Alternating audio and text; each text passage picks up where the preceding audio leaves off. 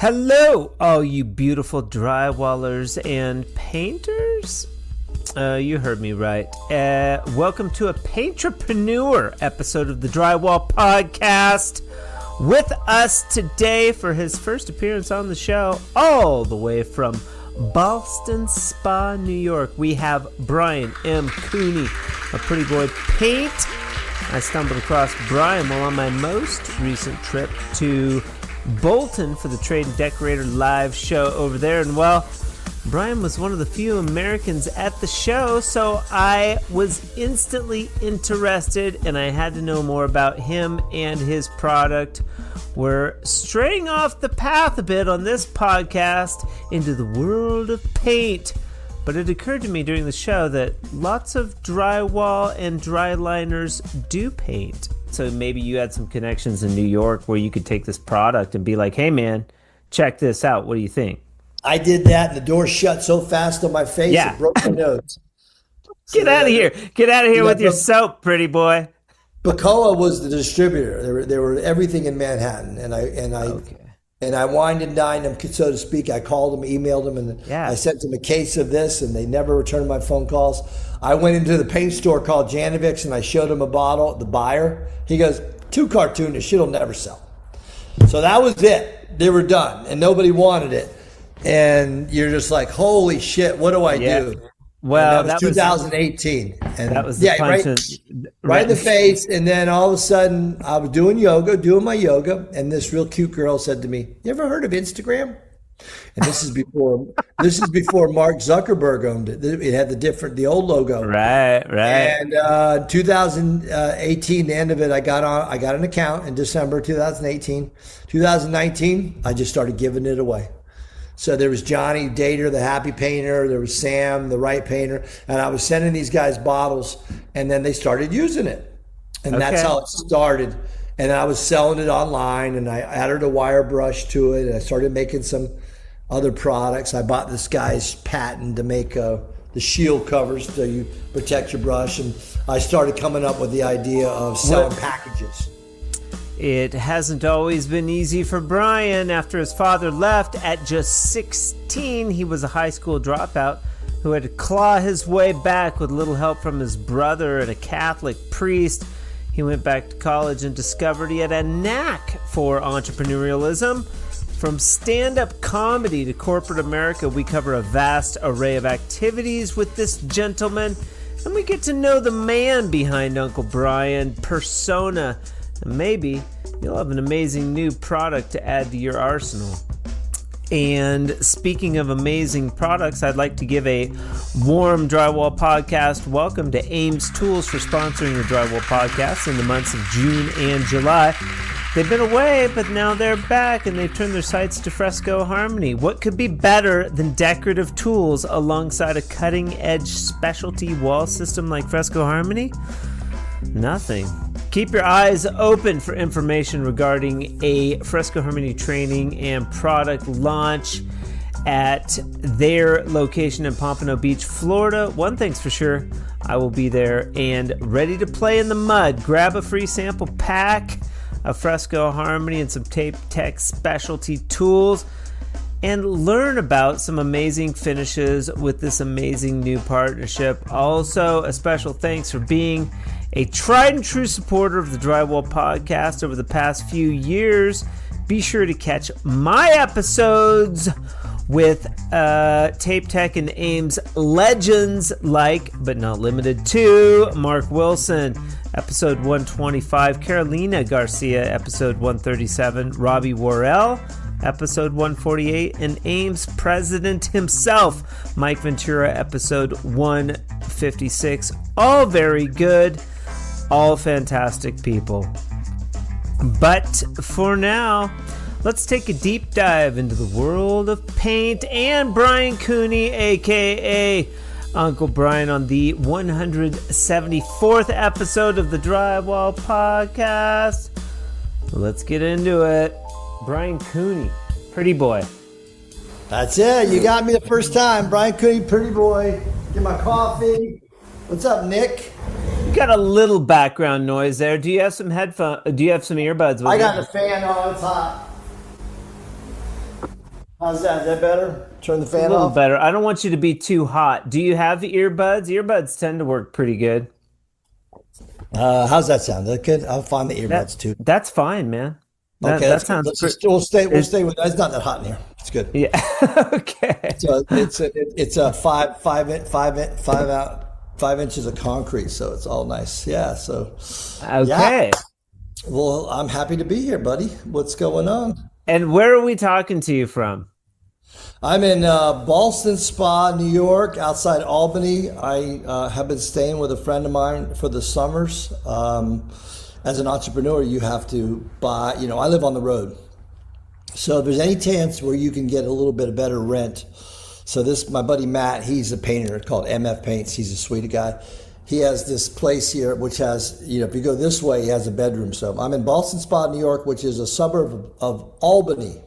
Can you spell And Ballston? Is it Balston? Ballston, second word spa, as in a gym, spa, and then Yeah. New York, 12020, Ballston Spa, New York. And this And is where you're calling home now. yeah, so there's no home. I left New York City. No. I am completely You're homeless. I'm homeless. And then you know that old joke, what's the best thing about dating a homeless woman? No, I don't. You can drop her off anywhere. And that's I just love kind of it. like me, right? You can drop me off anywhere. So yeah, I left my apartment. I met a pretty boy in New York City, and I was in New York City for 17 years, almost 18 years, from the age of 40 to 58 years old. And then my apartment got me sick with mold. I had a beautiful apartment in the East Village, but it got mold, and I started getting sick. And I said, maybe it's a sign to get on the road. So We're then at we're at in the East Village. I was on 10th and Second Ave. I'm trying to think of where I was at. I did one project in Manhattan probably 15 years ago. My ex-wife's sister's boyfriend at the time, hard to follow, but was one of the founding members of the Blue Man Group. Oh, sure. Oddly enough, and he's like a producer type and he lived in the East Village, I was and right beside. That was right where I was, where he was. and yeah, he had like a 5-story building, and he shared this building. He purchased the building, which is probably worth millions now, but he purchased it with the producer of the Gorillas, the band the Gorillas, and so Yeah. they shared this building, and so I went and I met him and we hung out. We were there like for a little bit, and he wanted his like sort of downstairs bedroom area finished. And so I went out there for 2 weeks and did this project. And I talked to the producer guy, I forget his name now, with the Gorillas. I was like, hey man, I'll do a couple walls in your house if I can stay. And so I ended up staying at this enormous by myself, like 2-story, building basically, while I did the project. And I was there for about 2 weeks. It was very intense. I thought I was going to get all this work from it. I was going to become famous and be in New Sure. York and stuff. But that was not the case. But that's my New York story. I don't know that I could live there. That was Astor Place where you were. Yes. Yeah, Yeah. Astor Place, and that was named after the Astor family, which was one of the first original families in Manhattan. Do you know that building that I'm talking about by Yeah, of chance? course. Yeah, of You course. know Yeah, you know those characters? absolutely. I know Oh, exactly what you're talking about. It's right on. Todd Perlmutter I is don't. his Oh, I don't name. know. I don't know the people, but Oh, I know okay. exactly because I used to. I used to play guitar and play music, and I would meet next door. There was open studios places, and you're right there in NYU. Everything's Yeah. NYU. So right where you were was 5 minute walk from where I lived in the East Village. It was a cool area. Oh yeah, you were actually officially when you crossed over Fourth Avenue, you were officially into Greenwich Village. So you were in Greenwich Village, the heart of Greenwich Village, I where you mean, were. I could see the allure of New York and all that, but for me personally, it was like, I mean, I'm in New Mexico. It's sparse here. I'm from Washington State originally, but the speed and just the energy was quite a bit. It was quite a bit for me. It either calls you or it doesn't. I was like, So fuck this. I was 40 years old. I was 40 years old. I was painting places in Philadelphia. I'd lost my job. I'd already had one company with my brothers. It didn't go well. Then I went back to the food business. I hated that. I started painting my buddy's house after 9/11. And about 2 years and 3 years into Philly was a little provincial for me. And somebody said, go to New York City. And I had the opposite experience you did. I literally, the second my train came into Penn Station, which is 34th and 8th Avenue, the universe went, and it said, you're coming here. Yeah. And a month later, I was a licensed real estate agent. Okay. All right. Well, let's back up. Let's back up a little bit. We've got Brian Cooney, Pretty Boy Paint Products, and I like to give a Pretty Boy Products. There's no paint in there. Just Pretty Boy Products. Okay. Yep. I'm going to Pretty change Boy Products that. LLC. And I met Brian. First of all, have you caught any episodes of the Drywall Podcast by chance? Yeah, I watched the one with Paula. With Paula, okay, that one's actually pretty good. Like, she's pretty great. And then the other thing is, so I you and I met at the Trade Decorator live show in Bolton, England, of all places. My first show in England, and I'm sort of looking at that market. And I remember you were like, "Oh, it's great over here." It was like a really good market. We're going to talk more about the European market, but you were smoking a cigar, and everybody seemed to know who Brian Cooney was, except for me. Uncle Brian. Yeah, everybody calling you Uncle Brian, and we can call you Uncle Brian throughout the rest of the show. I don't care. It's a good, nice name. But that's how you and I met, and I was like, oh, that's interesting. And then you have these products, and normally we don't have a lot of painters. We have had painters on the show, but it's primarily a drywall podcast, but obviously but we have had all kinds of different people, from the president of Ames Tool Corporation to just your everyday drywaller or painter. We have had a couple painters, so that's the precursor. Let's go back. You said you were originally from Philadelphia. No, originally I grew up. I was born in Norfolk, Virginia. My dad was a retired military guy. He retired in Virginia Beach, Norfolk area. So I grew up there in the '60s, '70s, and then East Coast guy. Yeah. So basically, the first 25 years of my life were Virginia Beach and Raleigh, North Carolina. I went to college in Raleigh. Yeah. So that's kind of where I grew up. Okay, excellent. You were starting to say maybe your mom passed, or you... Yeah, so my mother passed in '81. My dad took off, and I was the youngest, and basically I was 16 years old. He got remarried and moved 3,000 miles away and gave me the old 1940s. Good luck, son. Shut up. I dropped out of high school and started getting into trouble, and then you were 16. Mm-hmm. You lost your mother. Your dad's military, but he met somebody. He was retired. He basically met. Where'd he go? He's San Diego, 3,000 miles away. Okay. So I was on my own at 17, 18, and why didn't you go with him to San Diego? I wasn't invited. All right. Well, I mean, I found that out 30 years later. Hey, Dad. My stepmother goes, I'm ready to go. My stepmother goes, we abandoned you. I'm like, oh, I don't want to bring up 30 years later. But the point I'm trying to say is that what happened was that door shut, and my brother was a gymnast at NC State, and he goes, come to Raleigh. And it opened up a whole new world for me. So I got my college degree. Your bro was a gymnast. My brother was a full scholarship. Collegiate. Wow. Collegiate, yeah. He was one of the best in the nation for a while. Wow. He's one of the first guys throwing layout double back in the 80s. I love gymnastics. I think it's fantastic. I do too. Okay, great. We're painting a picture, Uncle Brian. Yeah, so when did I get into painting, right? How did I get into painting? No. We ain't there yet, buddy. We ain't there yet. No, because I'm already fascinated. So 16, you don't have anybody but your bro, and he takes care of you a little bit. No, what happened was, so that my dad got remarried when he started going back and forth to dating this woman in the Okay. West Coast. And then he got married in 82. So I was then now 17.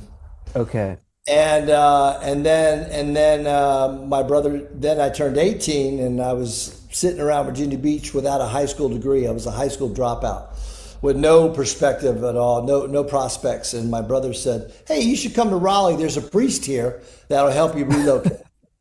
So my brother was very Catholic, and Okay. this priest knew all these kids, and that didn't sound good, but he knew all these people, and he said, "We'll help you get here." So literally, they came and picked me up on a Saturday morning and threw me on And these guys' couches. a white van with a bunch of kids in it, Yeah, and no, they no, came no, yeah, around and scooped you up. it was a sedan with, and they were all drunk. My brother was drunk, the priest was drunk, and my brother's roommate was drunk, and they all came and got me, and they were like, it's a 3.5 hour ride back to Raleigh, and got me out of Virginia Beach, and all of a sudden now I have this whole new world, and how powerful it was to say, "Here's a fresh start, young man." Yeah. I took full advantage of it. I got my GED, and then NC State allowed this thing called lifelong. Was it like a program? Was it a type of like Catholic program? No, not at all, not at all. It was just literally the family that worked for the diocese. It was called Our Lady of Lourdes was the church, and it was in Raleigh, Okay. North Carolina. And this priest he ended up being it's a long story, but anyway, he was the catalyst to say, bring your brother in and we'll let him stay on somebody's couch until he gets a job and gets set up. And that's what happened. I stayed Cool. on these guys' couches, and they were all cooks at a Steak and Ale, which was an 80s chain, like an earlier version of Outback Steakhouse. And I went there and started washing dishes, and then I became a cook, and I became a waiter. I got into college, and then 4 years later, I had an undergrad in business. Are you in touch with these people today that took care of you No. back then? No, you haven't talked to them. No, no, no. The priest was he got in trouble. He was doing some bad stuff, so he's gone. Okay. And all those other guys I lost touch with. Yeah, they're gone. Interesting. Okay. Yeah. Time marches on. But you had the foresight to go to college, and at that point you had a inkling for business. Yeah, it literally happened really quick. When I was washing dishes at that restaurant at 18 years old with no education, I got wet from the dishes, right? And I had to go in the freezer and put up the shrimp. Okay. And not only into the walk-in, but into the freezer. And all of a sudden, I come out and I'm literally shaking, and my mind goes, "You don't need education. You're not going to be able to do this level of grinding. You need an education." And right then, boom, I just said, "How do I get an education?" And NC State had a program that let you in part-time till you proved yourself. Okay. NC State. And then And you got what was the degree? What was the degree you got? business management economics. Okay, smart. I was 3 hours short of a double major. So business management was the actual degree, and it was almost a double major in economics. And We're going yeah, to give you business permission. results. We're going to give you permission on the Drywall podcast to just say you're a double major I love it. because I love fuck, it. Well, fuck why just them. call me a doctor then? Let's just call me a doctor. I got an MBA. I got an MBA. Yeah. Well, you're a doctor of paint products. Absolutely. I'm a doctor of life. We're not there yet. We're not there yet. I love this All guy. right. So Rob, I slow down, son. Slow down. well, I drive the bus. During the conversation. And if you're listening too, I like this type of conversation because outside of Bolton, England, Brian and I have never talked on the phone. The Drywall Podcast sort of peels away the layers of, who we are. I was just watching a video, one of your sponsors of your upcoming show. I was watching a video of hers, and she's talking about it was interesting. She was talking about the difference between knowing somebody in real life and knowing them on social media.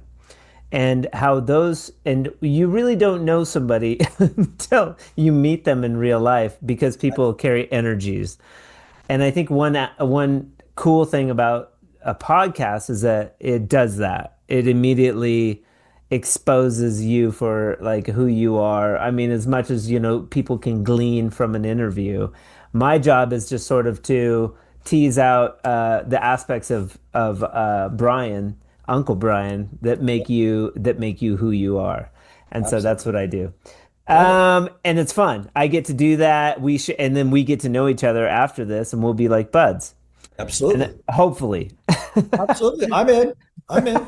Okay. I'm willing. I got to open heart. We got the East Village thing going. Well, we got the UK. We'll always have Bolton. We got Bolton. We got Bolton. You're one of the few Americans that showed up, and they don't realize how incredible that market is. And it's easy to take the country just like that. We're going to talk about it. We're going to talk about. Don't jump ahead. Business management degree. You graduate with a business management degree, and what do? You're like, I want to start developing paint products. So basically, not paint product. Well, here's what I got out at 90. No. Eventually, it's underneath the auspice of entrepreneurship, right? My whole goal in life was to create passive income so I could live anywhere in the world. I don't want to get stuck in America. I don't want to get stuck in a state. I don't want to get stuck in anything I can't be free of. I don't care about money, but you need money to be free, a certain level of money. And and it's eluded me my whole life. I've gotten close. So I get out of college and I have a good personality. I'm an extrovert, and everybody says, you're going to be a salesman. So for the next year or two, I was pushed into sales corporate jobs. And it ended up me training in Los Angeles for Cisco Foods a year or two after I graduated. And I was miserable. I was also doing stand-up comedy, which was the dichotomy of it. Because the stand-up was completely free.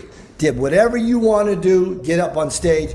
And then all of a sudden, here I am with corporate America going. And so I just couldn't do it. Where were you doing stand-up? Mostly through the Raleigh area and in Chapel Hill, and I was traveling around, but mostly through this one club, a big one. It was called Charlie Goodnights. And ironically enough, I became friends with Ken Jeong, which was the guy from The Hangover. Yeah.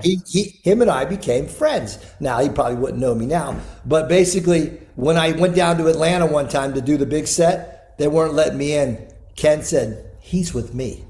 And I got to go on stage in front of 350 people. And that was the last night on stage. He made that happen because he was a doctor.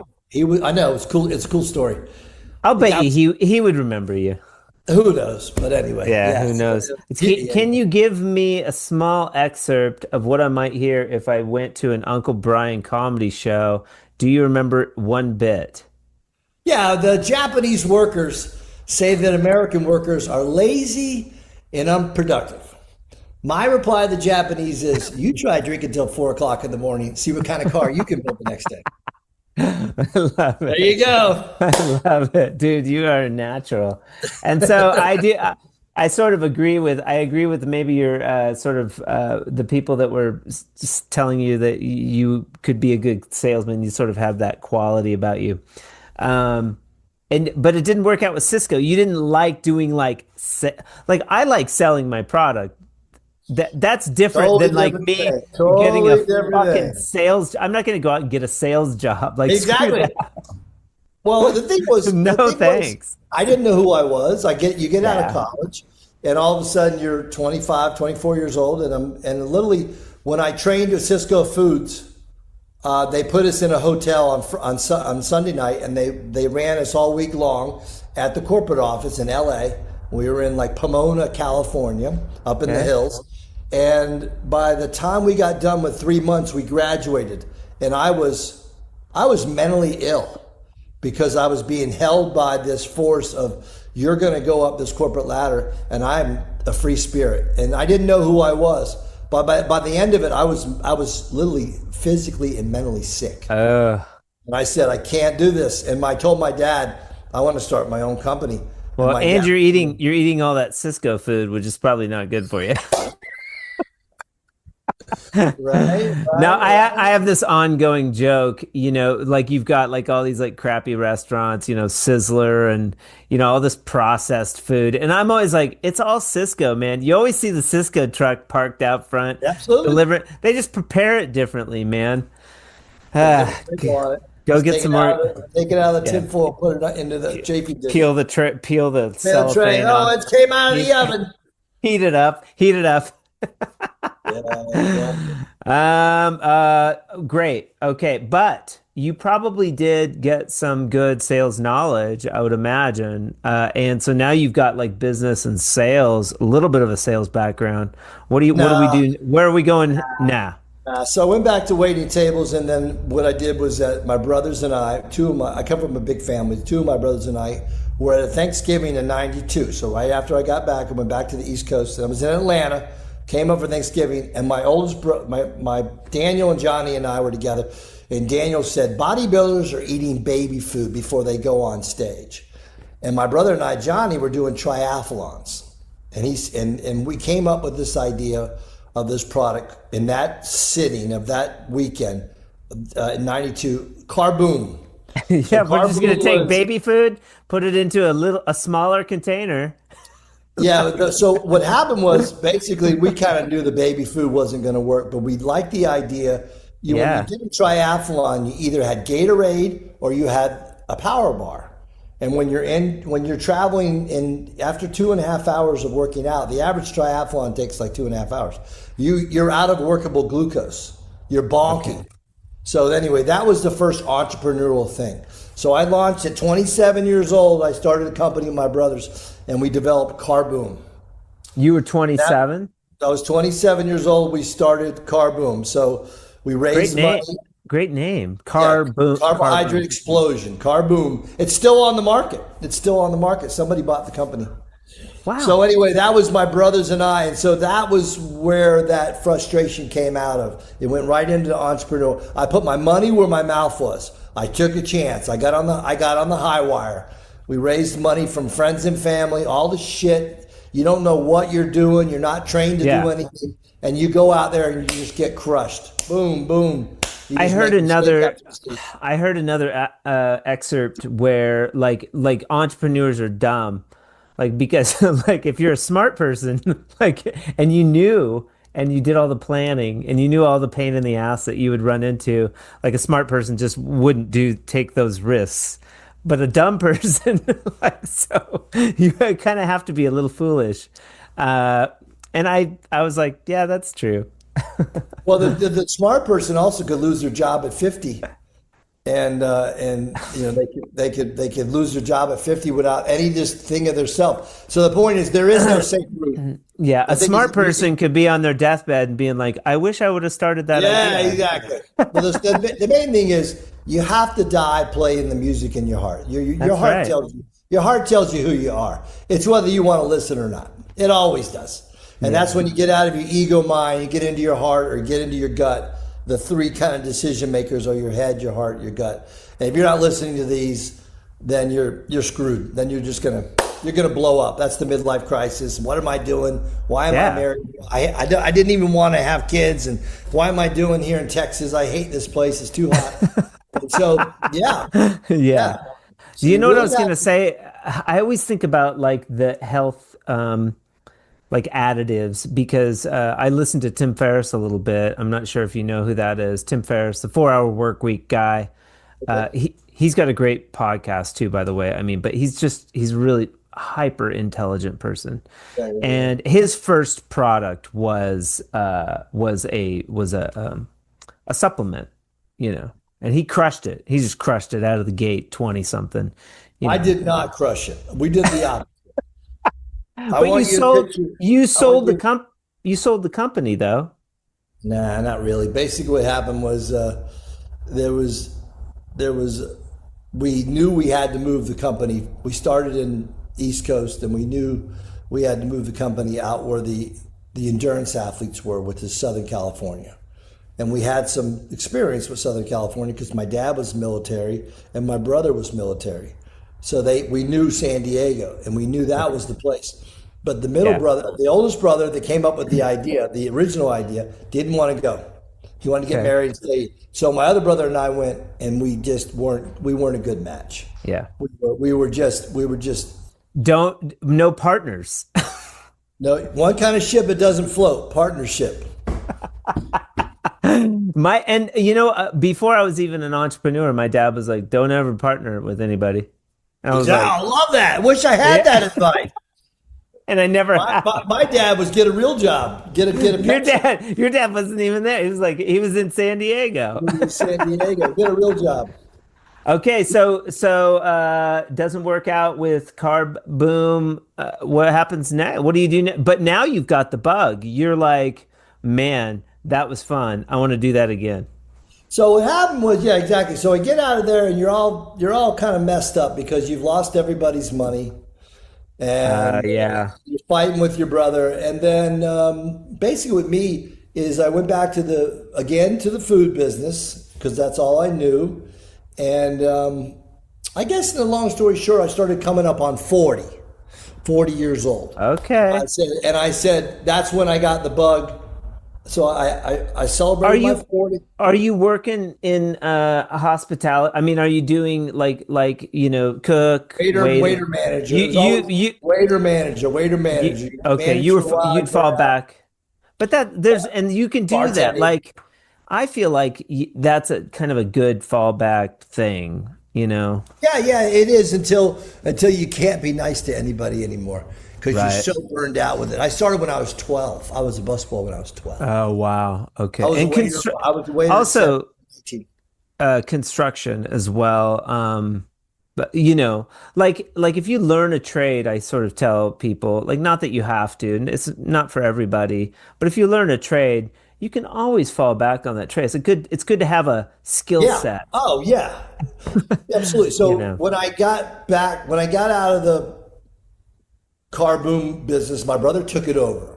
He took it over, and we couldn't work together. He took it over in 2000. So 2001, 2001, I went back to the food business, and I went from Texas with Macaroni Grill. And then I got hired on the world's largest paddle wheel, the Mississippi River. So I was a food and beverage director, and that's when it blew up in 9/11. 9/11 came, and the jobs were over. So all of a sudden, you're sitting without your job, and my buddy says, "Come paint my house." So now I'm 37 years old, and I'm painting my buddy's house in Philly. And right away, 2002, I loved it. It was quiet. It was entrepreneurial. And immediately I went into the Benjamin Moore, the Riccardi brothers, right down the street on this main strip called Germantown Avenue. And I said, how do you clean a latex brush? And the guy said to me in 2002, use Dawn dish soap. I said, great. And I started using it. And immediately, because I had the experience of Car Boom as an entrepreneur, I said, this is the wrong product. Why isn't there a paint soap for latex? You got all these latex. And not only did he say that. Wait. Why didn't you like the Dawn soap to clean the brushes, though? You tell us it's the wrong product. It wasn't taking off all the latex, and it was adding fat wax and lanolins. You haven't painted, though. You don't know the difference. I knew it right away. I could see the cottage cheese effect.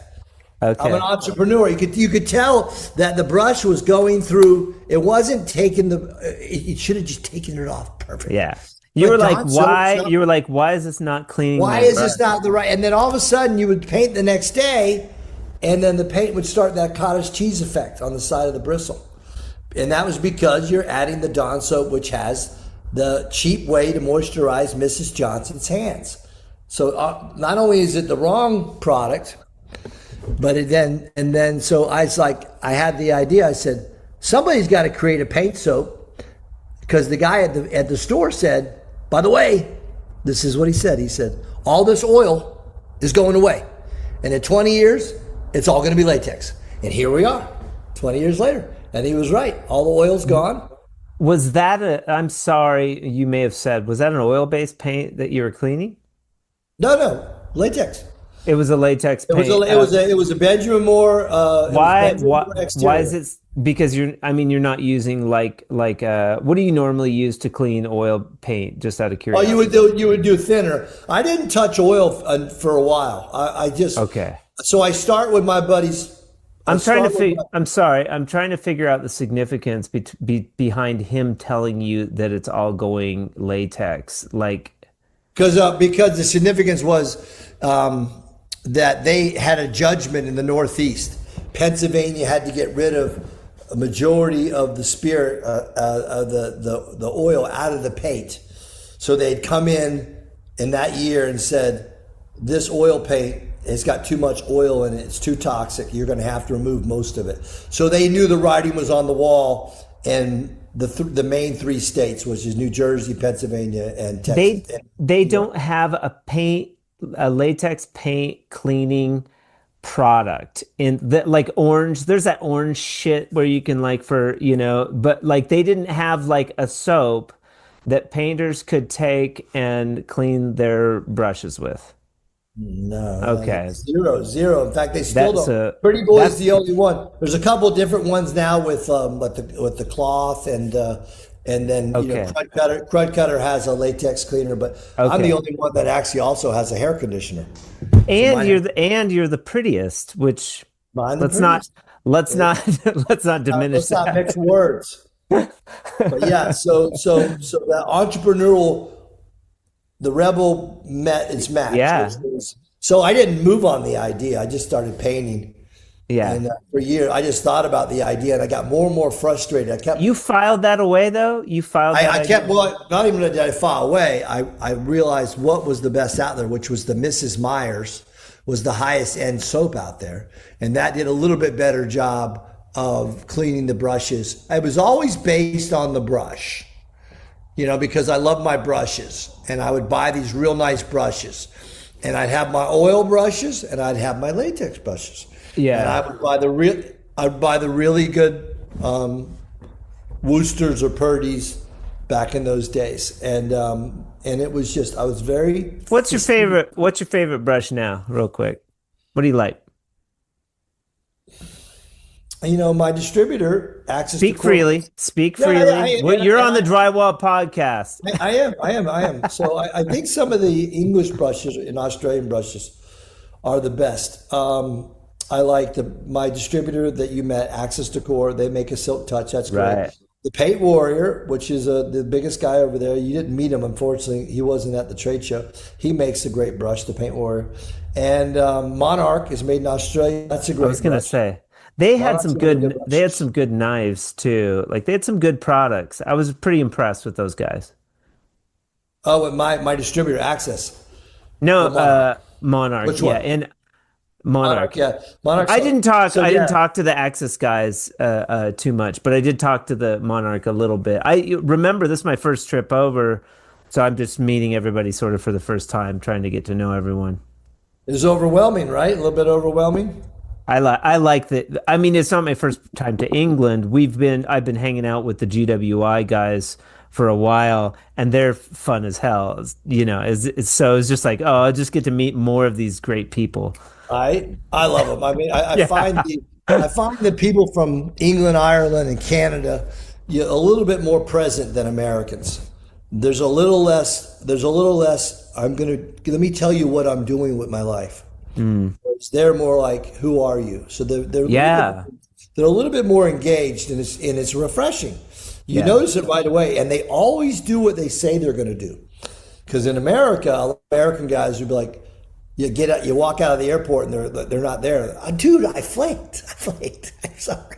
Yeah, and that's like an excuse an American guy can use. Whereas the English guy is like, he's there, and you saw there's guys that you depended on, right? Well, it's funny because I showed up at the airport and Ben was going to pick me up. He couldn't make it. He sent his guy from the shop to Heathrow to pick me up. And they were there, right? Yeah, he was there. Isn't that great? We left a cigar case in this guy's car, and he went an hour and a half south of Belfast, and he drove back.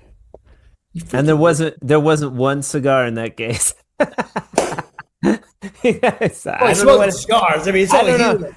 I don't know what happened to the cigars. Me don't know. Cool. Okay. So, So but there is a moment of time. There's a little bit of a gap between. Oh, you were talking about Myers. Not so I not have the my idea. Yeah, Myers soap. Yeah, Myers. Myers soap. Why does one soap clean a brush better than another soap? I At think it that had point, less of those fats. The problem is the latex and the Meyer, whatever. These soaps, these dish soaps they only have 4 to 6% surfactants, and right, they're gonna knock off some more of the latex right. than just water alone, right? They're gonna be better than because they're a surfactant. They're gonna agitate, Okay. but the Dawn soap is the cheap soap. These guys are Procter and Gamble. They'll dress their mother up in a chicken suit if they can get $1.50 a pound for her. That's how Okay. cheap these guys All are. right. So they add the nastiest stuff, which is fat, wax, and lanolins. So that way, when you wash your dishes, Mrs. Johnson goes, "Oh, my hands feel so soft." It's just Yeah. fat. Yeah. And that is something you don't want on the brush. So Mrs. Myers naturally has a better formula. It has a little bit more of nicer oils. So then I was like, okay, that's a little bit better. So anyway, I had the idea. You don't need any of those sort of lotion type product. You just want to clean the brush. I want to clean the brush and I want to bring it back to normal. And so as an entrepreneur, you start moving on it. You can't help who you are. Yeah. So all of a sudden you say, okay, dish soap, Dawn doesn't work. Let me try palm olive. Let me try Mrs. Myers. Let me mix some shampoo. I started doing it right away. Crazy. 2002. Yeah. I started doing it right away. And so anyway, I had the idea and now I'm coming up on 40 years old and I get the introduction to New York City. And I say, New York City, I'm coming. And at 40 years old, I moved to New York City. And it changes my whole life. And my friends all stay back in Philly. And I do the big jump. I take I put all my marbles. I sell my car. I burn the boats. That's the key to success. You got to burn the boat. And they were all saying behind my back, "You're never going to make it. You're never going to make it. You're never You going to have make to be willing to burn the boats." So a friend of mine recently was trying to do it with like in finance. He was going out on his own, and I was like, he's got the nice truck. He's coming from the big financial firm. He's got the clients. Well, when you leave a financial firm, you don't get any of your clients for like 3 years or some shit. They got them on lockdown. And he was looking to me for advice. 'Cause I've been like, hustling for 20 years. And I was like, be prepared to like lose that truck. Be prepared to mortgage your house. You be prepared to like give it all away for this. Otherwise, just it. Your girlfriend's going to leave you. just stay at the firm. Don't do it. Seriously. Like don't do it. Be prepared to sleep on a couch. And not have a nice car. If that was great advice because Yeah. what you did was that's almost a different version of Mike Tyson's. Everybody's got a plan to get punched in the face, right? And that's what you were saying. Hey, do me. I always say. Here's what I say.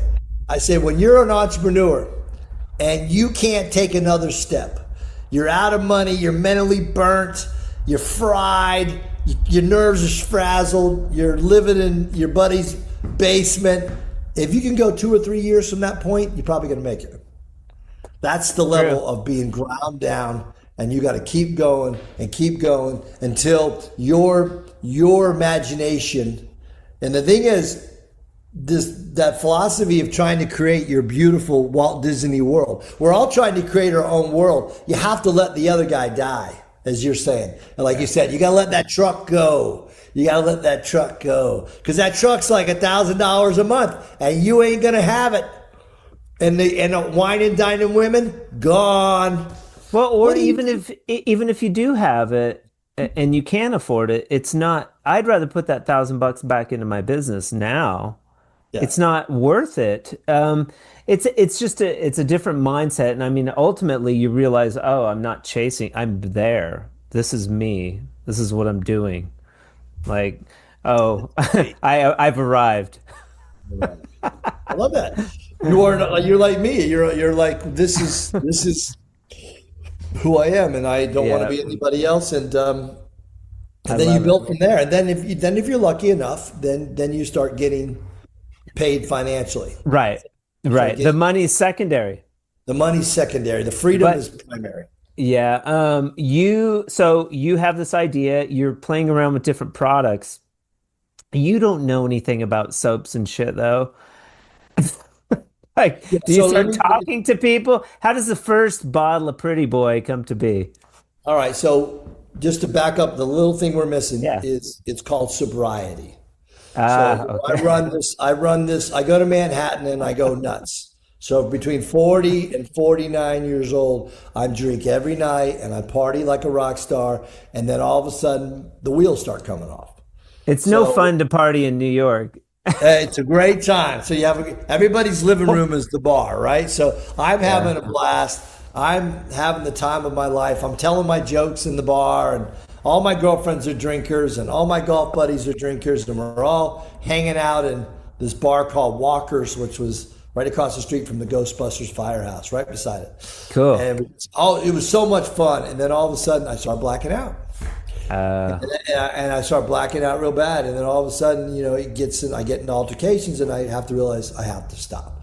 So I do. I get lucky enough. I have the strength. It was time to do it. I stopped, and I kind of did 2 years of yoga and meditation and self you didn't discovery. do, did you go to AA or anything?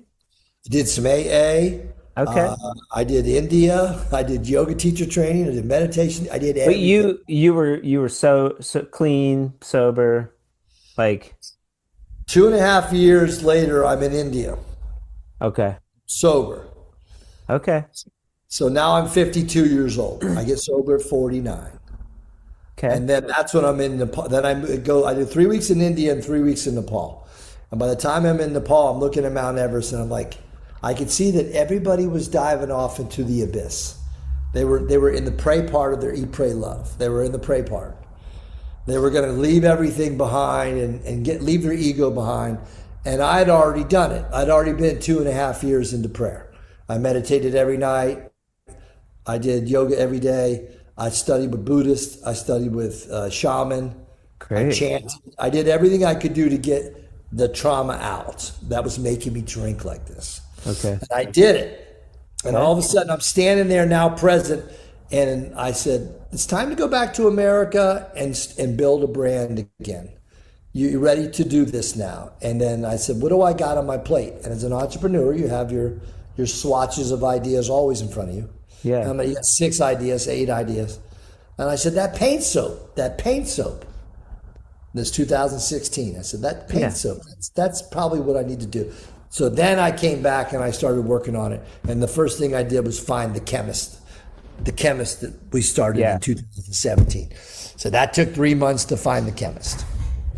And so when we found the chemist, him and I was a painter in New York City. I was painting apartments, and I was very lucky because he would give me about this much, and he would say, of course, and we'd start, and I would clean my brushes with it. I always did the brushes.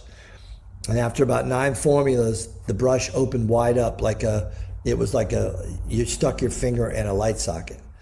And I showed it to him. I took a picture of it. He goes, okay, now it's time to add the conditioner. So him and I developed Pretty Boy over 9 months between January 1st of 2017 and September. And we had the formula. We had the Pretty Boy formula as it is now. Yeah, but that still doesn't matter. You got to sell the shit. Well, then it took another year to come up with a name. Cisco. You go back to Cisco. Cisco. You get your buddies. Yeah, right. Well, the chemist had some connections, so we started with his, which were great. They were cheap and they worked, but and then so Well, we and created. you had connections though, because you had been buying paints at local paint shops, I assume. And so maybe you had some connections in New York where you could take this product and be like, "Hey man, check this out. What do you think?" I did that, and the door shut so fast on my face Yeah. it broke my nose. So Get out of here. Get out of here yeah, with your so soap, Pretty Boy. Bacoa was the distributor. They were everything in Manhattan, Okay. and I wined and dined them, so to speak. I called them, emailed them, and Yeah. I sent them a case of this, and they never returned my phone calls. I went into the paint store called Janovic's, and I showed him a bottle. The buyer, he goes, "Too cartoonish. Shit'll never sell." So that was it. They were done, and nobody wanted it. And you're just like, holy shit, what do I do? Well, and that was 2018. And that was the punch right in the face. And then all of a sudden, I was doing my yoga, and this real cute girl said to me, "You ever heard of Instagram?" And this is before Mark Zuckerberg owned it. It had the old logo. Right. And 2018, the end of it, I got an account in December 2018. 2019, I just started giving it away. So there was Johnny Dater, the happy painter. There was Sam, the right painter. And I was sending these guys bottles, and then they started using it. And that's how it started. And I was selling it online, and I added a wire brush to it. And I started making some other products. I bought this guy's patent to make the shield covers so you protect your brush. And I started coming up with the idea of selling packages. Was the Pretty Boy name already there, or how did that come to be? So yeah, that's a great story. So when I got back from that trip I told you, that life-changing trip to India and Nepal, I went out and got a Purdy brush, 2.5-inch angle. It was brand new. And I was getting ready to meditate. I meditate every night. It's part of my sobriety. And I'm looking at the brush, and I'm thinking, my product's going to make it beautiful. So when you get done painting, you're going to clean up with this product. I had no name. So, and then I kept looking at the angle. I kept thinking of Vanilla Ice. I kept thinking of Vanilla Ice, the rapper. Yeah. Jim Carrey. Jim Carrey. I kept thinking about it. And I did my meditation, and I'm sitting there. I usually do a 20-minute meditation. You set your timer on your phone. And right after minute 10, the words came in. Pretty Boy. And I stopped and opened my eyes, and I went, holy shit, that's something there. Yeah. There's something there. Because I never had pretty and I never had boy. It came through the subconscious. Good. And that was the beauty of meditating. That's the beauty of fall. And I was like, there's got to be something there. And most everybody liked it. Yeah. So then I drew the logo, and I had my brother, stepson, he was a graphic artist, and we started that idea, and the logo has evolved through many graphic artists. But yeah, the idea What about the Uncle Brian? Where does that come from? Uncle Brian comes from Dane, because Dane is the Carlson Paint and Paper. He's one of the big influencers out there, and he used to go, I'm in the paint fam with the paint. I'm in the paint van with the paint fam. So he kind of started the paint fam, and at one point, him and I lived together. And I needed to play when I left New York City. I told you I left New York City in 2022, and I went into the abyss. I burned the boats. Yeah. And at one point, I'm living with him in Long Island, painting with him, and we're doing videos together, and we're learning how to make videos and how to be a content creator. And he just starts calling me Uncle Brian because I'm 30 years older than all those guys. Right. I'm in my late 50s at the time, and they're in their late 20s, early 30s. Right. So everybody starts calling me Uncle Brian, and it stuck. So when I went to England the first time in 2023, they're already calling me Uncle Brian. Love it. And I actually have a product now, which I haven't launched, called Uncle Brian's. Beautiful. So I just unfortunately don't have the money to go full brand on this yet. What's the product that you're looking to launch? If you want to talk about it, you can hold back if you don't want to talk about it. No. I mean, no. The thing that you realize is that you really have to bring your company up to $1 million company before you start launching peripheral stuff. So that's the goal, is to get this up to $1 million. There is some interest in this, and I won't deny it. But it's the same formula, same company. Okay.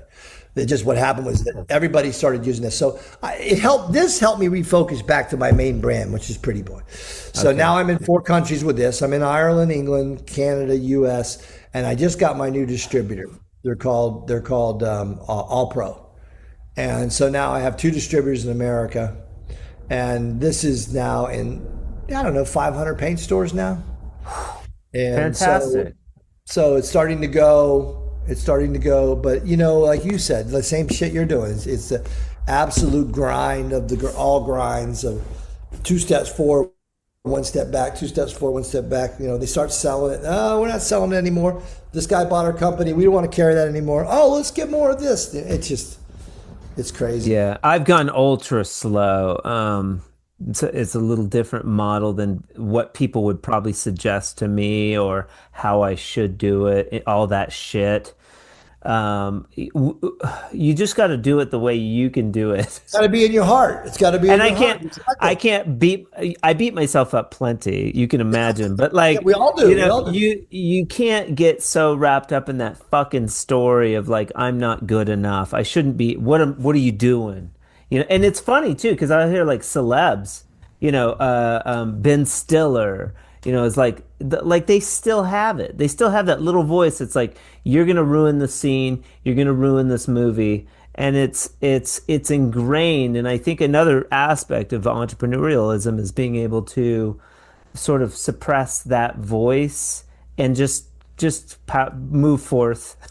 Like, no, I'm just going to keep going. Like, okay, I hear you. You've been telling me this for 20 years. It's still not true. I'm going to keep going. That's the reptilian. What it is the reptilian mind. It's the reptilian mind, and that's why you have to have the heart and that's why a daily meditation is great, because what happens, it gets you out of there and gets you down here. Yeah. This is where it's sustainable in your heart. Your heart's willing to do the work. And it's willing to say, if it takes a lifetime, it takes a lifetime. Your head's like, what are we doing? You're crazy. We're going to lose everything. And you wake up at 3 o'clock in the morning and you can't back to sleep till 5 because you're just spinning. Yeah. Do you sell online? I got a guy that sells for me on Amazon, and I'm looking Is that challenging to like sell online and sell in retailers? Do the retailers get pissy about you selling online? How do you navigate that? Yeah, I think, I don't sell it direct anymore. So if I was to sell it direct, I could sell it for better than anybody. So what I do is I sell it to a guy that sells it online. It's way too expensive. So as long as it's more expensive than theirs, they don't care. Right. So the best deal, of course, is Sherwin, because they're the biggest company. They don't need the biggest markup. Then the Benjamin Moores, sell it for like 12 a bottle. Sherwin sell it for like a $10.90, $10.75, sometimes $9. And then online it's $16.95. Okay, now one thing I've been itching to ask you about is, so it's obviously a better paintbrush cleaning product than anything on the market. These drywall guys that are dumping soap into their mud. Now, there's a huge debate in the drywall world or dry lining world about people dumping soap. Right? It takes whatever it does. I was never a dump, soap into the mud guy. There's lots of additives for mud.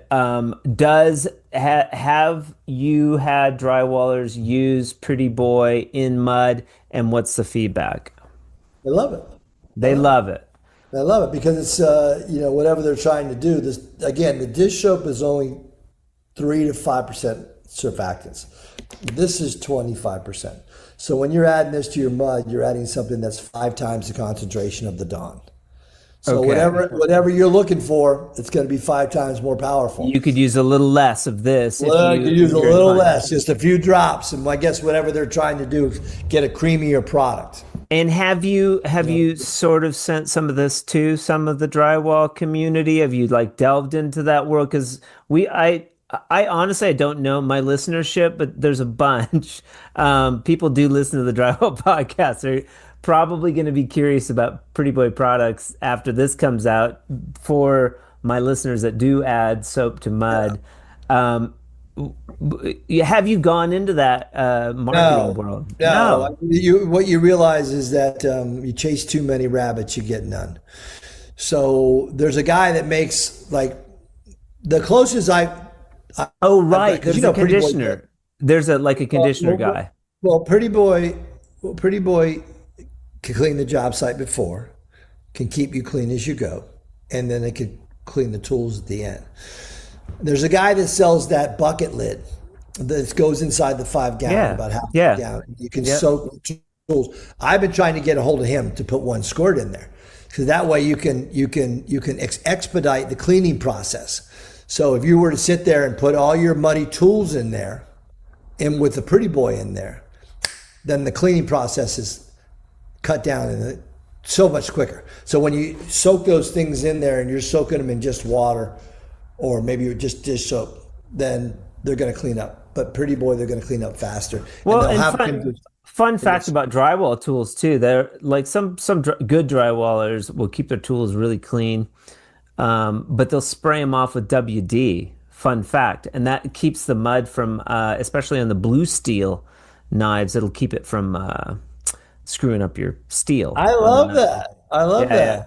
Well, Fun Pretty fact. Boy has a conditioner, so it would be conditioner, but nobody's ever said, "Hey, the conditioner helps me with the mud." They don't say that. They say, "I clean my tools with it. I keep myself clean." Okay.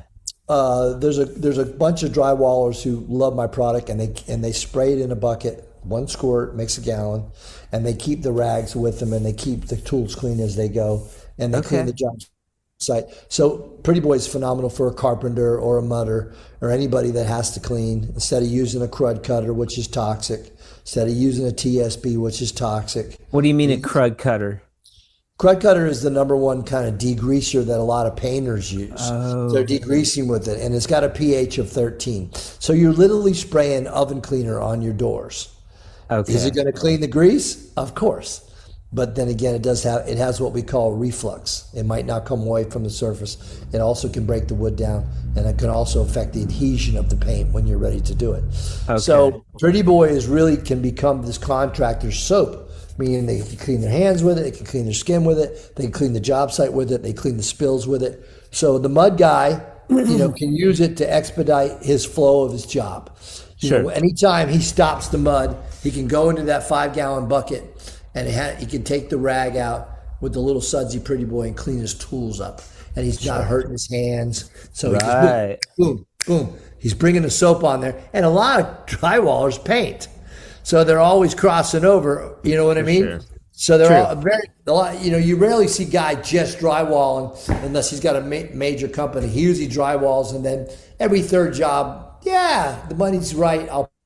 And there you go. Yeah. You got Pretty Boy. No, that's true. We do have, we have a lot of drywallers / painters for sure. Yeah, that's it. Yeah. Hey guys, Pretty Boy, use it for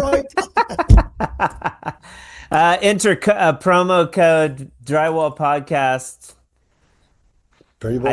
I don't do promo codes, but I'll bet if you haven't used Pretty Boy, I'll bet you Uncle Brian will send you a batch. Maybe. Hell no, it's too expensive to send anybody anything. If they open up a shop, I'll send the shop some samples. Let's talk about that a little bit. Just to send a sample, just to send one of these samples. Do you know how much it costs to send one sample in the mail? I do because I send samples. Probably $5 or $6. I send a color chart, so the fucking package has to be 9x11. I do the one rate, I do the FedEx one rate, but I'll send a whole color pack. Sample sealer. I mean, I send samples all the time. If a guy calls me and he's got a big following, and he's there, you go. But the problem is, the more somebody wants something free, the less likely they're going to do anything with it. So dude, we talk about it. We talk about that on the podcast a little bit, like the dynamics of influencers and at what point. Because you have somebody like ordering a product and they're like, "Hey man, what's my discount?" And it's like, "Dude, I got to pay for my kid's soccer." The fuck. Exactly. That kind of person is really not the client you want. Yeah. Because then he gets upset. No. Then he gets upset. You have to be very careful how you respond. Hey man, send me some samples and I'll do some videos. And I feel like saying, "Do you see the 5,700 videos that are already up there?" And then I go look at his account and I'm like, I've posted more than you, dude. Come on. You're still living in your mom's basement in Skokie, Illinois. Yeah. So, I'm a jerk. I'm kind of a jerk when it comes to some things. Like, I'm very non-diplomatic. But I think, too, that's what makes the podcast kind of gritty and fun. Whatever. I want it to be like honest and authentic. We're getting a true sense of who Brian Cooney is, the man behind Uncle Brian and Pretty Boy and this facade, and also kudos for your marketing and your sales. 500 stores is amazing. I did want to bring up you are having this show and this is really interesting to me because you have some specialty wall finish people there as well, which gets into my realm. You saw Fresco Harmony from the show. And it's free. Your advertisers are paying for it. I saw. That's cool. Like people can just go learn about new products, be with other people in the industry. Tell me about that. Yeah, so when I launched Pretty Boy in 2018, 19, it wasn't going anywhere. It wasn't selling very much. I think I sold like $7,000 the first year. And I was at the end of 2019, somebody asked me to come down to Atlanta. I won't name the names, but they said, we're going to buy your company. We're going to buy your company. And I thought, beautiful. Okay, this is great. Maybe I'll talk to them. So, of course, they don't pay for my flight. I pay for my flight. I pay for my hotels. And I go to this show with them. They're all at the True Value show. And nice. I'm looking at this massive display. I mean, this is pre-COVID. And there's got to be 200 booths there. And I'm like, and then the guy looks at me and he says, we're going to give you 50% net for the company, but you still got to ship the product. And I was just sitting there like, what? It's 50% net? I still got to, what are you going to do besides take all the money? So I get upset and I leave out. I got really upset. And I said, you know what? I gotta really do this. It kind of woke me up to getting really going at it. And so right away I saw this guy have a go-kart race. Edward with Pro Tall. Him and his dad's 6'10", he's 6'6", so they're called Pro Tall. And they're great guys from New Jersey, and they had a go-kart race with a bunch of painters. And I thought, that's it. I grew up in the food business, let's bring painters together. So it started in 2020 at a bar in New Jersey, like 12 of us. Then 2021, we're still in the COVID era, it's like 25 guys in a restaurant in New Jersey. 2022, we bring it outside and add families. And it's still called the Contractor Get Together. There's no name. Okay. 2023, my dad says, you should call it the Pretty Boy Barbecue Bash. And I said, I went to Jazz Fest every year for years. I said, no, let me call it Pretty Boy Paint Festival. So that's when I came up with the 5 Knobs of Death competition. And we had the first one where it was the Pretty Boy Paint Festival. And we competed with each other. And that was then it became 2 days, barbecue on the first day. And the second day was a fest. So now here we are, 4 more later, we're in year 7.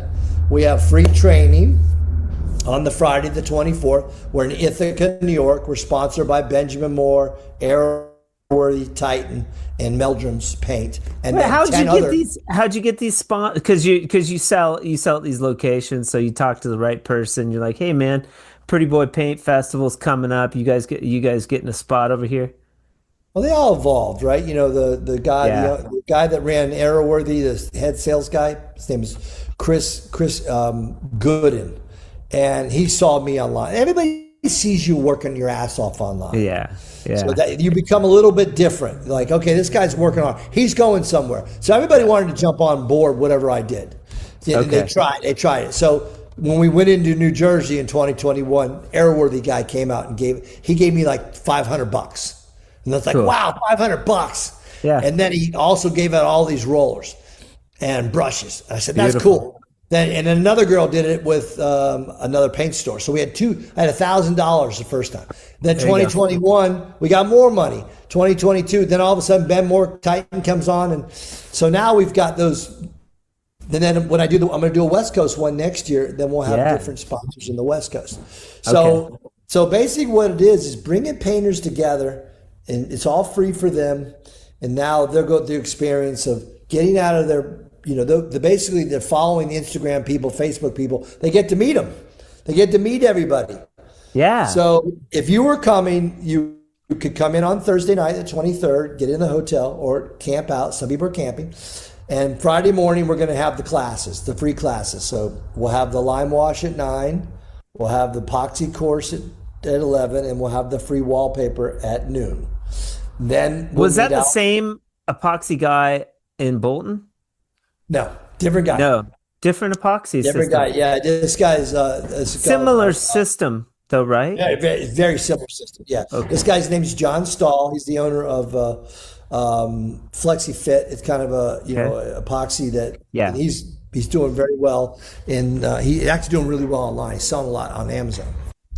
Well, to finish up that training, it's going to be Christina Cutter Paint. Yeah, Cutter Paint. She was a union painter in Philly. Now she owns her own wallpaper painting company. She's doing very well. She's also she's sponsored by Airworthy. She's sponsored by Roman. The glue that they use, the paste.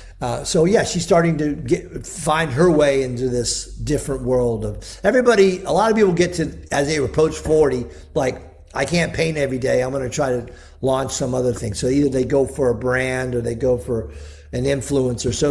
So I like the Pretty Boy Paint Festival has dozens of influencers coming. So that's why it's so powerful. And entrepreneurs like you could come. Right. I'm only charging a small amount for guys like you. Okay. The bigger guys are paying for most of it that have the money, like Airworthy. Okay. So you would come for a very little bit of money, and you would bring out your products, and you would meet the people that would use it, and you would meet the people that would also do free video for you, and you would meet. And what I've done now is nobody else done, because if you go to a PCA or whatever, they just set up a booth and they leave you alone. I'm trying to bring you, the entrepreneur, closer to the other entrepreneurs. So I've come up with a name for it. It's called Paintpreneurs. So Pretty Boy Paintpreneurs. Paint and preneurs, an entrepreneur. So if you come, you're going to be linked up with the other 10 coming, and you're going to know exactly where they are in their business. So if you were starting off, like I got a guy that's got the spray sleeve, right? He's got a sleeve for the spray gun. I got a guy that has this cool it's like a triangle. It's a rectangle. It opens up and it slides underneath the door. It's called the door stopper. He's not even launched it yet. He's going to go meet you that's selling this and selling. Some of the guys are making 7 figures selling to Sherwin-Williams. Right. You're going to meet them. So my goal is to make you powerful, to empower you to be able to not only find your best friend, your paint buddies. Everybody now is realizing this resources. You need people to help you, and these are the people in this festival that's going to change your life. I love it. And that's it. It's going to change your life, because if you're willing to come to a festival as a painter, and we know drywallers and painters they're rebels. They're social. Yeah. A lot of them have social anxieties. A lot of them can't be around people, and to come there and meet that person that you've been watching, and then they say, hey, let's get together, and now they're working together. Now they're best friends. Like Layla from Canada is best friends with Nikki and Nikki, but Ronnie in North Carolina. They talk every day. Where do they meet? Pretty Boy Paint Festival. So that's all part of my sobriety. That's all part of my new life, which is, if you can set the stage to help other people, why not? So I'm in gratitude. I'm in service. If I start getting selfish, I get miserable. I have to be in service. And I love it. I don't make that much money off these things. So this is the 7th or 8th annual. It's the 7th one. 7th annual. Pretty Boy. It's 4 words. Yeah. PPPF. PPPF. Exactly. PPPF. Nicely. I like that. And that's exactly happening. What I started doing. Pretty Boy Paint Festival. 23rd, July 23rd. And it'll be 24th, 25th, the 23rd you land, but I'll be out west. Maybe you'll come to my one in Lake Elsinore. Yeah, we'll talk. I was going to tell you, I wouldn't pay. I would trade you for sponsorship of the Drywall Podcast. Because I'm a hustler. Well, I'm already writing you a check, because I know after this airs, the phone's going to ring off the hook. And I'm going to be supermodels. I'll never have to go to another airport again. It's going to happen. Right. I appreciate that, Nick. No, Nick Harmon. I think that A podcast is weird. It's a weird animal. And like you can imagine when I was like, I'm going to start a drywall podcast, my friends were like, you're nuts. Talk about a snoozer. How's it going? You're episode 174, 5 years. All right. So what are you? How many people usually view an episode? What's your biggest? I mean, we've had 1,000, like, 500, so 200? Podbean gives me like these algorithms, but it's so hard to tell because it only recognizes like downloads. But we've had like over 30,000 downloads. And what happens is like people like you come on and then you'll tell a few people, but this is a good episode. Like, you're a character and what you have is very interesting and it's an interesting story, of course. That's what I'm looking for always. But you're connected to people too. Just like a Pretty Boy Paint Festival. The Drywall Podcast has ultimately been a connector. It's been fascinating, so cool. And that wasn't really I was like, oh, I'm going to have this podcast. I'm going to sell more product, which I have. But the byproduct is community, which has been really cool. Anybody become your best friend? Have you got new friends from this that you hang out with Tons, because of this? tons. That's great. Yeah, tons. Have you visited anybody? Have you like met them online? Yeah, I visited you, like because Ben, we got into CSR because of the podcast, and I interviewed Columbia Tools. It was weird. It was just like a fluke. And I ended up, the owner of Columbia Tools called me up. And he's like, dude, I'm on like episode 7. He's like, I love your podcast. Of course, I'll come on. And then from that relationship, I got into CSR. Ben from GWI found out I was at CSR. He calls up. He's like, what is this Fresco Harmony stuff? He still won't come on because some people are shy. I give him a lot of shit over it. But like, whatever. No shame. Like some people this is not their bag, man. Let's talk about that for 1 second because Sure. I think everybody that owns their own company, and you have 170 something episodes, probably 100 of those guys own their own drywall companies. Yeah, And at least. I'm telling you right now, if you can't put a microphone on and get in front of that job site and say, hi, my name is Dave, my name is Sarah, we're drywalling this and we use only this and we get it done this way and we really care about our clients and we do all this stuff, and please give us a call. If you're not willing to do that, you're leaving a lot of money on the table, and you might not make it. You might not make it because everybody now is buying from tribally. They're voting tribally and they're buying tribally. Yeah. Like, I can't tell you how many guys buy my product because they go, I've been watching you for like 2-3 years now, and Right. I just wanted to try it. Yeah. And then they like it. They go, oh shit, it works. Oh, okay. I love the feel of my hands. It's free Anything you can do, advertisement. it's free advertising. Like Free it's advertising. work, it's time. I have to take the time, I have to edit, I have to do the thing, but I think too, the biggest joy is that now I know you. Like that's really cool. And it's not just you, it's 170 yous. It's very cool. And it's not just like, and people from my industry, and we get to talk shit or whatever. It doesn't matter. But it's been a really cool deal. But a lot of that comes from being that practice of like go live. Like if you've never gone live, that's the hardest. Like go live, point a fucking camera. Stand up. I know go live. I know live. Well, let me ask you this: how do you go from a drywall to a decorative finish?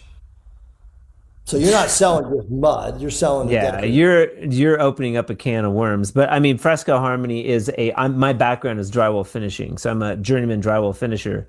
But Fresco Harmony is a color additive for joint compound, which is or filler they call it in Europe, but it turns drywall mud into plaster. Yeah. So it's essentially the people that could make the most money from my product don't only do drywall. They don't really do plaster or decorative finish. So it's bridging a gap between this decorative finish. We get some painters, but it's hard. Like plaster's hard. Yes. Like, and I'm not saying paint is easy or anything like that, but learning the dynamics of mud is another world. It's a very unique, dynamic medium. And all drywallers know how to wield this medium. So why not put color in it and make the damn wall beautiful? So that's where I'm at. I'm bridging this weird gap with a That's cost. all through evolution. It's through Yeah, evolution. Now, yeah, I'm sure, like, when I go to, like, Monday, I was in a paint store, a very busy paint store, Rings End it's called, in Stamford, Connecticut, where University of Connecticut is. And you're with your brothers and sisters, you feel like very harmonized. yeah, yeah, You feel in harmony with them, the same energy level, because their brain has to do the same thing. The yeah, painter, how many people say, I can't fucking paint. That shit drives yeah, me crazy. yeah. I can't mud. I never liked it. I'd Right, always hire somebody to mud. I couldn't right. do it. It drove me banana. The way it flopped over and the way it messy and But that's what's the so way that's what's so cool about your paint festival is that like we should do that. Somebody like me or someone yeah, should, and we've talked about it in this yeah, community, having like a festival yeah, or a gathering with these yeah. companies. Some of the retailers have them. CSR has a Black Friday event that's pretty cool, that's free. But like, GWI had one that was pretty cool. He invited some people. But yeah, like what you're doing is super cool. I'm just giving you props. Let me It's show you very this. Let me show you this. So I just designed a new game. So I took out your average service tray, right? And I made these clips on there. So okay. we're gonna make a 12 by 12 piece of poster cut out. One's gonna be a heart, and the other side is going to be a circle or a diamond. I'm not sure yet. Okay. And you and I are gonna have a brush. We're gonna have our Tyvek suit on, and we're gonna dip the brush, and I'm gonna throw it to you, and you have to catch it with one hand. And if you catch it with one hand, you can paint that, fill out the diamond, and then dip it and throw it back. If it hits the ground, you got to count to 5. 1, 2, 3, 4, 5. Then you pick it up. So the first team with the best time to paint. It's called Ye Olde Brush Toss. So that's going to be launched. Nobody's ever done it. So you guys could do something like that. You guys could have something where you'd have to, spackle with left hand, whatever you want. Yeah. Love it. Anything that doesn't get people hurt. But what happens is if you're willing to do the work, which has been Tons. hurting cats. I Yeah. can't tell you how many guys are just right there. Oh man, I got a job. I can't make it. Who's really stepping up, and I'm not sure if it's stepping up in your brand, is women. Women have exploded in paint. Are they, Yeah. are they doing drywall? Oh yeah. Oh yeah. There you go. Dropped when this airs, we'll have dropped Jackie Hasser has become like a big, proponent for advanced tools. And then they hooked her up with a children's author out of Europe that she's in like a children's book about women in the trades. I think that. Well, the last thing I'll say about the festival is that's another thing. Yeah. Is that it's breaking down. And you and I are both comfortable in our own skin. We've been an entrepreneur long enough because once you flip the mirror on yourself and you can survive that first couple years as an entrepreneur, you have to realize this is our lifestyle. So we're very willing to, like you are, to meet other people. And Yeah. so my festival has every walk of life there. It has the traditional guy with 3 guys and a wife and kids. It's got a gay woman. It's got a African American guy. It's got an Yeah. Indian. It's got everybody there, Spanish, and everybody gets along, and it's just really, really cool. And Love it. it's. I don't know if you know this, but when you were in England, there's a painter a day killing themselves. A decorator kills themselves every day in England. Well, I know it's an issue Single in day. in the United States as well, like mental health. Exactly. Mental health. So Yeah. these things will really help. So anything you do that can bring people together under the auspice, and I'm sure you'll do a great job if you do it. So yeah. Brian Cooney, one thing I do ask everyone is for a pearl of wisdom. You've had a bunch already, buddy, but if you could distill all those beautiful Uncle Brian pearls down into one crystallize essence and put it on a billboard for all your fellow tradespeople out there, what would you say? Yeah, no regrets. Don't die with any regrets. Live the music that's in your heart and have the courage to do it. The problem is you talk yourself out of it. So if you can,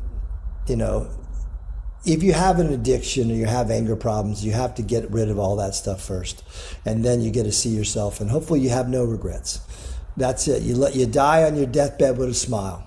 I gave this world my all. And that's all you can say. That's it. Love that. Pretty Boy. So you've got, it's Brian at Pretty Boy Paint Cleaner. Is that a good way to contact you if somebody wants to contact you? The email is brian@prettyboypaintcleaner.com. The Instagram and the Facebook is Pretty Boy Products. Pretty Boy Products on Instagram, Facebook. And same thing, Pretty Boy Products. And YouTube. Do you have a YouTube presence? Yeah, I have two YouTubes. When you were doing the podcast, I did the Pretty Boy Pros. There's 14 episodes, and I learned how to camera. That was the start of all of it. So when I did the festival and I was trying, like, when you burn the boats, you're going to do anything you can to survive. And so I tried the YouTube, and I realized way too expensive. And then I went into the festivals, and that was more me. Okay, you had kind of a podcast type show on YouTube. Not a podcast. No. You just got to watch it. Pretty Boy Pros. It was just a 20-minute segment. It was just basically a documentary on painters, and I'd go to your town, and I'd meet you. Love it. We'd have the 10-gallon. We'd have the bucket talk where we'd both sit on buckets at the end, and we would talk about, so what is your challenge? And because I was a painter like you're a drywaller, the challenges, and it always comes down to the same thing. I can't keep guys. I try to grow. Paint's gotten too expensive, and nobody wants this surface. Maybe I need to move. I mean, the same crap that we all deal with. Yeah, getting undercut, but yeah. So Pretty Boy Products is the main thing they can get a hold of me from on Instagram and Facebook and on TikTok. I'm on TikTok as Pretty Boy TikTok Products as well. I'll have to follow you on TikTok as well. Thank you so much for being on the Drywall Podcast today. What'd you think? I had fun. Oh, I love it. You're a great. Well, I didn't know where it was going to go. Yeah. But it was nice that you were willing to dive into some of the man. Yeah. So you're good. You're good at it. You're a good listener and very. Thank you. Very thought-provoking questions. I'm a good listener and a good interrupter. We got both. We don't want to talk about that part, but both qualities. But thank you so much for being on the Drywall Podcast today. I will gather more information from you. Look for Pretty Boy Products out there in social media, wherever you get your paint stuff. We'll talk soon, buddy. Thanks, buddy, and thanks so much. Have a great day, and hey, go U.S. Soccer, right? Yeah, go USA. All right, man. Talk to you soon. Talk soon. Peace. Bye. A huge shout out to Uncle Brian for being with us on the Drywall Podcast today. We don't always have painters on the show, but today we did, and I'm glad we did. The Drywall community, myself, welcome you. We appreciate you. And maybe if you're out there, get a hold of some Pretty Boy soap and give it a try. I know I'm going to.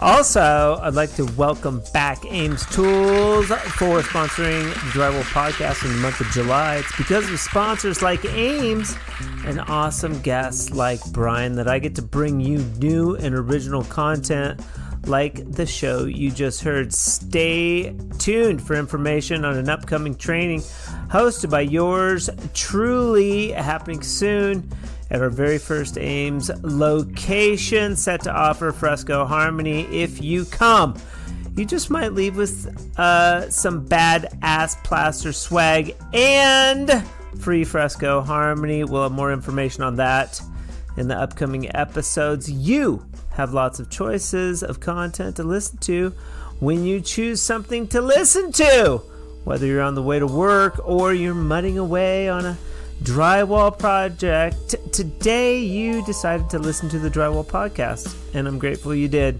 Be sure to join us next time we have a drywaller out of New York who is also a plaster person, kind of a badass. I got to meet up with him recently, and it's a fantastic interview.